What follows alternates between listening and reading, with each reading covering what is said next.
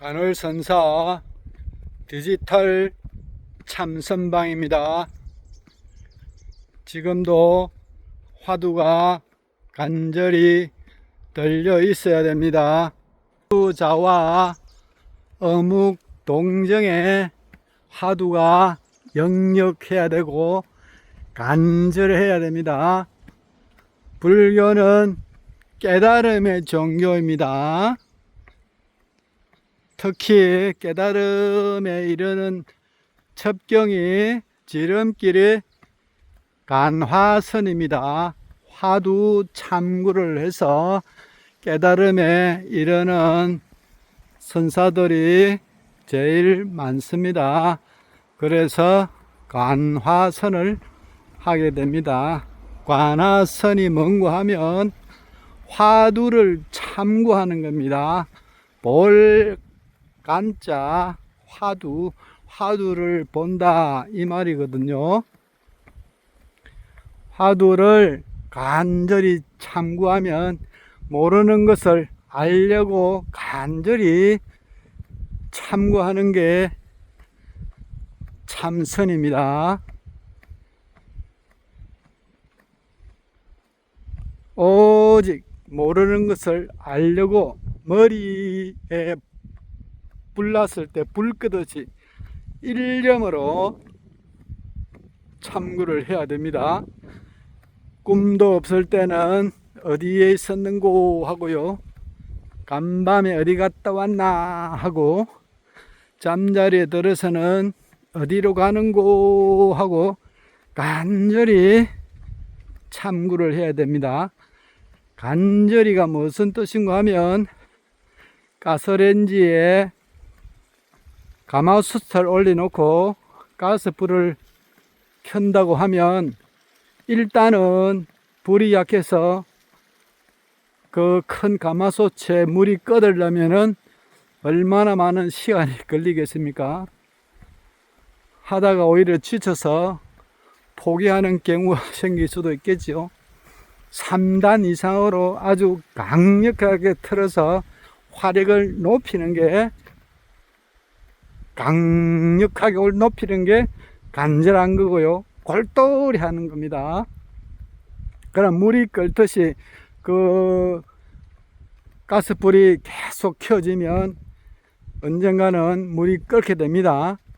물 끓는 그 순간이 깨달음의 상태라고 생각하면 됩니다. 파란 물 탱크에 수도꼭지를 쫄쫄쫄 틀어서 언제 그 물탱크가 차겠어요? 소방 호스를 갖다 대고 아주 강하게 채워야 물탱크가 차게 됩니다. 그것이 간절한 거고 골똘하게 하는 겁니다. 간화선은 최초에 많이 나와 있는 공안을 보면 조사설의 하니까, 조사설의 달마조사가 서쪽에서 건너온 까닭이 무엇입니까? 물어보니까 정전백수잔이라 이랬거든요. 정전백수잔이라 이것도 말로 정전백수잔, 뜰 앞에 잣나무니라 하는 거하고 손가락질을 하면서 잣나무를 향해서 정전백수잔이라 하는 것 또 달라요. 어떤 또 선사는 간식원리니라, 똥막대기니라 이랬거든요. 어째서, 그래서 왜 조사설의를 물었는데 정전백수자라 했는가, 또는 똥막대기라 했는가, 이것이 무슨 뜻인지 몰라서 계속 참구하는 게 하도 참구예요.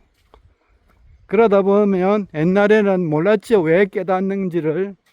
지금은 과학이 발달해서 그렇게 참구를 하다 보면 두정엽이 차단되고 전두엽이 활성화됩니다.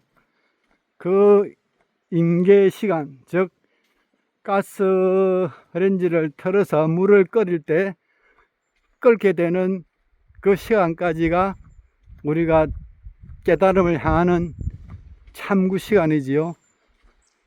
간절하게 아주 강하게 가스불을 켜든지 소방호스로 물을 채우면 그 시간이 단축됩니다. 그래서 간절하게 하라는 거예요. 아까 말했듯이 정전백수단이라 정전백수잔이라 뜰 앞에 잣나무니라 이래 하는 거는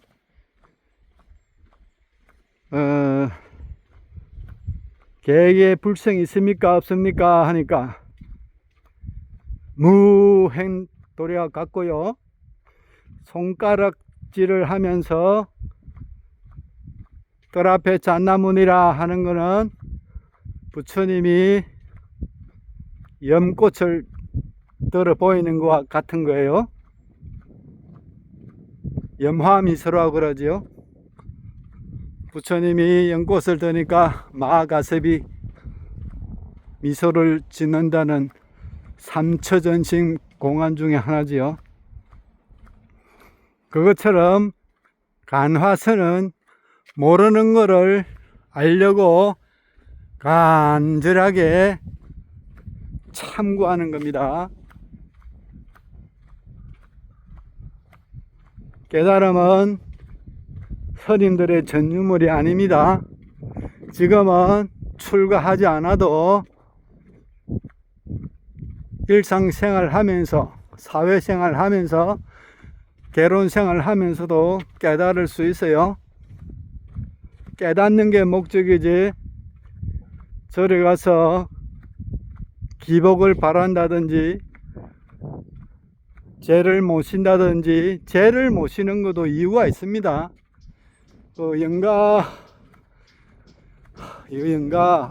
영가가 있는가 없는가 이런 걸 본인이 알아야 돼요.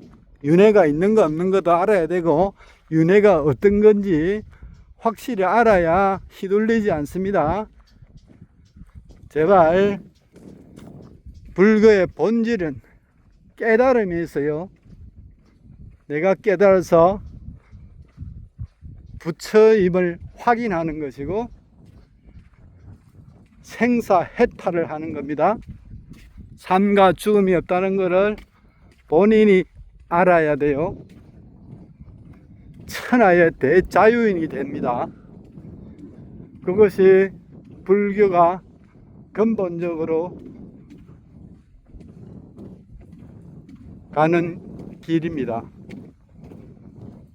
깨달음이 불교지 기복을 바란다든지 일신의 행복을 추구하기 위해서 절에 다니는 것이 아닙니다. 바로 가야 됩니다. 바로. 그래서 성철 스님 같은 경우는 나한테 물어봤으면 서로 시리시리라 했었거다 이 말이지요.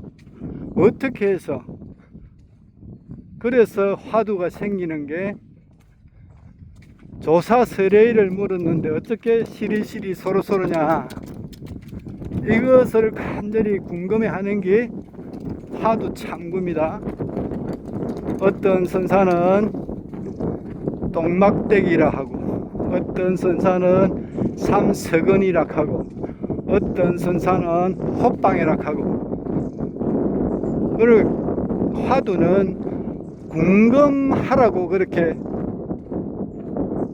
화두를 던진 겁니다.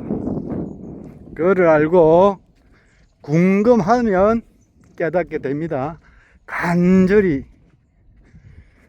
당나라 시대에 소염시라고 있어요. 당나라 현종하고 헌종이 첩인가 양귀비가 있지요. 양귀비하고 알록산이하고 연인관계였어요. 그런데 남의 눈 있고 하니까 바람 피기가 어려우니까 어쨌든 간에 양귀비가 수시로 소기를 부르는 거예요. 몸종 소기. 소가 하는데 양귀비가 몸종을 부르는 소가 소리를 듣고 알록산이가 담을 넘어갑니다. 어째서 소기를 불렀는데 알록산이가 담을 넘는가? 양귀비는 소기를 필요에 의해서 부른 게 아니지요, 그죠? 그게 하도 참고하는 의미입니다. 소기를 부르는 뜻은 아무 방해 받을 일이 없으니까, 또는 빗장을 열어놨으니까 알록산이 보고 들어오라는 뜻입니다. 그것처럼 화두를 참구를 하면 화두 타파를 하게 되지요. 답을 얻지요. 답을 얻는 게 문제가 아니고 깨달음이 옵니다. 선생이 화두 답을 다 알지요. 그래도 화두 답을 파설을 못하는 게 궁금해야 되는데, 파설 해버리면 궁금이 하지 않아요. 그래서 화두 힘이 없다고 그러죠. 궁금 안 해버리면 화두 참고가 안 되지요. 그래서 파설을 못 해드립니다. 조사설의를 물었는데, 자, 뜻이 조사설의, 달마가 서쪽에서 온 까닭이 뭔가? 당연히 법을 전하러 왔지요. 그 질문이 법이 뭡니까? 이 말이에요. 불법이 뭔가? 그 불법이 뭔가 물었는데 뜰 앞에 잣나무라 했어요. 또 똥막대기를 하고 간식거리라 하고 산석은이라 하고 호빵이라 하고, 그게 화두예요. 화두. 간화. 화두를 본다. 그래서 그 대답 자체가 불법이 이거라고 일러준 게 아니고 가르쳐 준 거예요. 가르쳐 준 게 아니고 가르쳐 준 거, 손가락질해서 가르치고 말로 해서 가르쳐 준 게 불법이 이거라고. 그런데 그걸 모르니까 참구를 하게 되고, 참구를 하다 보면 깨달음에 이르게 됩니다. 성철 스님은 시리시리 서로 이리 말하겠다 하고, 만약에 산승한테 조사설에 물어봤으면 뭐라고 했을까요? 보살님, 거사님, 이래 했을 겁니다. 그걸 왜 그런가를 참고하는 게 화두 참구입니다. 그래서 제가 거사를 부르고 보살을 불렀다, 왜 불렀는 거를 설명해 버리면 그게 파설이 됩니다. 그러면 궁금하지가 않지요. 그러면 깨달음에 이르지 못합니다. 그래서 파설을 못합니다. 역대 조사들이 그래서 파설한 법문집은 하나도 없습니다. 깨닫기 위한 수행자를 위해서 파설을 못하는 거예요. 그래서 깨닫고 난 뒤에 책을 봐야 알고 법문을 들어도 개합이 됩니다. 그전에는 무슨 말인지, 옳은 말인지 그런 말인지 몰라요. 먼저 사교 입선, 교를 버리고 선을 먼저 해서 깨닫고 난 뒤에 책을 보고 경전도 보고 책은 많이 있습니다. 깨닫고 보면 볼 책이 많아요. 그 전에 보았죠. 맞는 말인지 틀린 말인지 몰라서 도움이 안 된다 이 말입니다. 먼저 깨닫고 봐야 돼.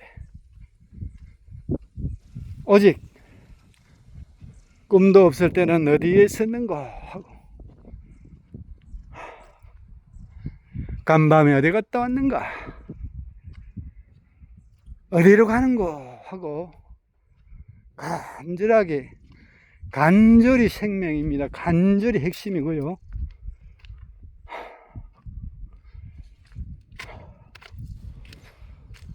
제가